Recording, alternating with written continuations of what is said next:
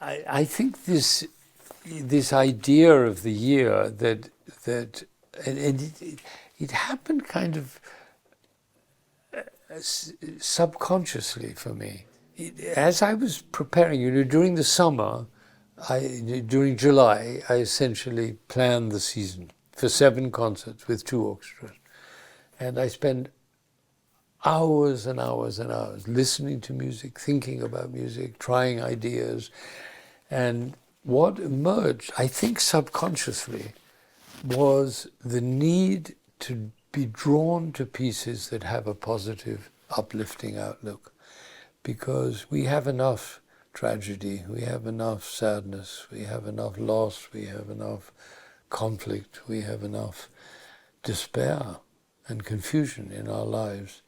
And the great classical music works have the capacity, the power to bring us from that sense of tragedy or despair through a journey, often in symphonic form, a long journey, to a moment of spiritual release, of light, of joy.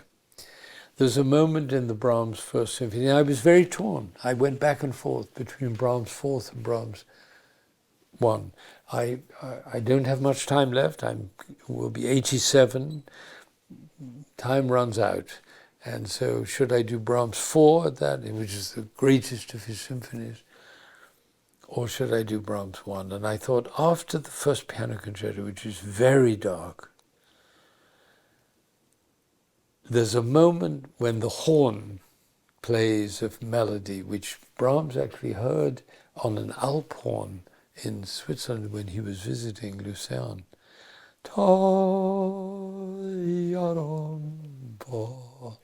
Those words, those musical words, and then the flute comes later.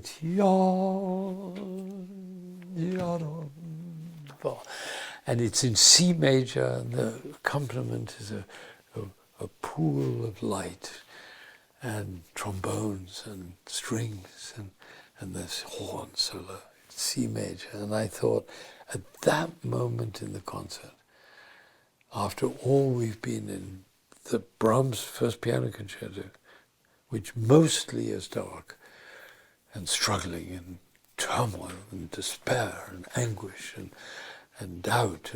And then the first movement of the Brahms Symphony is also like Beethoven's Fifth, except it's Brahms, but it's Beethoven and it's tragedy.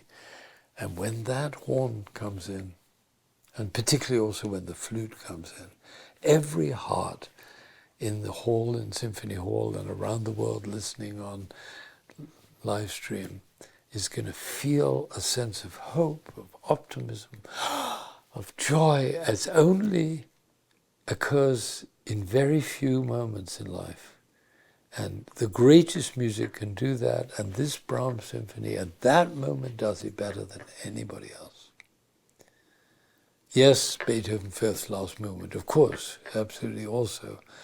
But the radiance, the joy, the spiritual uplift of the final section of Brahms's First Symphony, I don't know anything like it. And I felt, after many doubts back and forth, because Brahms' Fourth is great, but it ends tragically. And I'm not sure that we want to end a concert like that tragically. I want every person to exit from Symphony Hall with their eyes shining with joy.